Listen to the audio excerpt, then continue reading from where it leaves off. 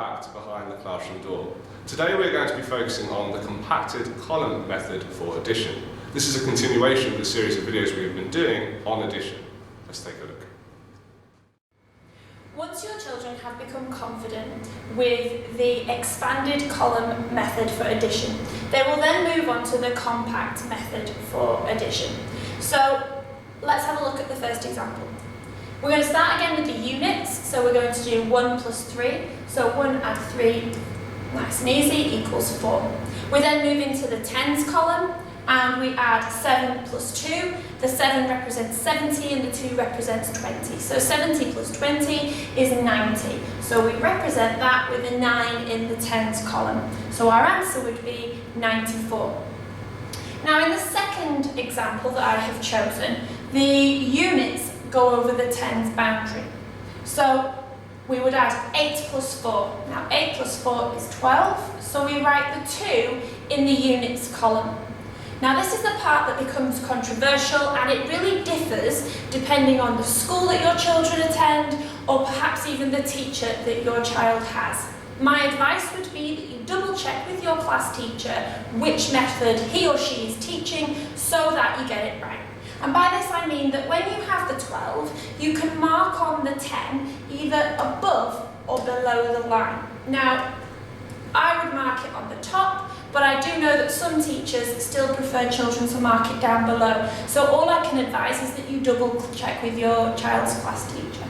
So just to go through that again, 8 plus 4 equals 12. So the 2 from the units goes in the units column, and I've moved the 10 over into the tens column. I've marked it on there so that I don't forget to add it on. So all I would do now is 1 plus 5 plus 3. So 1 plus 5 is 6, plus the 3 is 9. So my answer would be 92.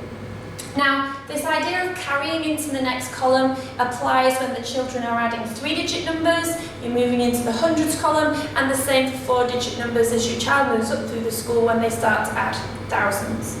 So, as I say, double check with your class teacher where they would like you to mark the carried number on, and then they can add them together.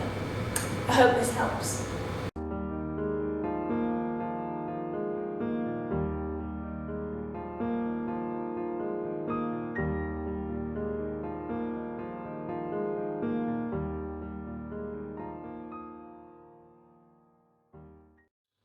Welcome to Behind the Classroom Door's top tip.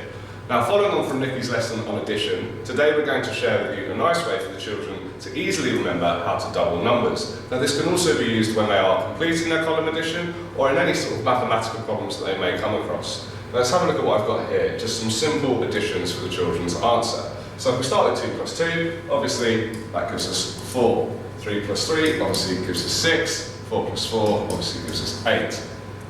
Now, the children will be able to see here that they are doubling, okay? So they've got 2 lots of 2, 2 lots of 3, etc., etc. Now, the next step for this would be to say to them, okay, so if we know that 2 plus 2 equals 4, what does 20 plus 20 equal? Okay, we've just changed our numbers here from units to tens. So as 2 plus 2 equals 4, 20 plus 20 equals 40. So the actual digits that we are working with don't change. Obviously we have the addition of a 0 purely because we've moved into the tens column.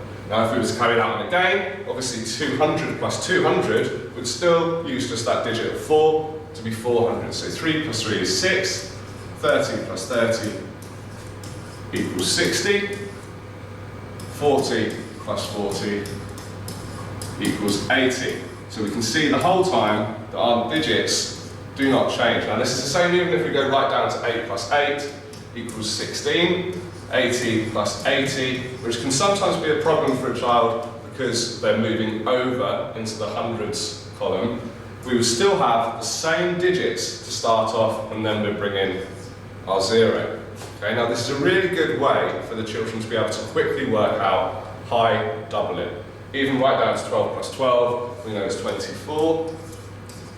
So straight away, if we're moving on, we've got 120 and 120. We still have the same starting numbers, and then we carry on moving across to 240. Okay, now try this with your children at home. It may take them a few attempts to get it entirely right, but it is a neat little way and a quick way for them to remember how to double.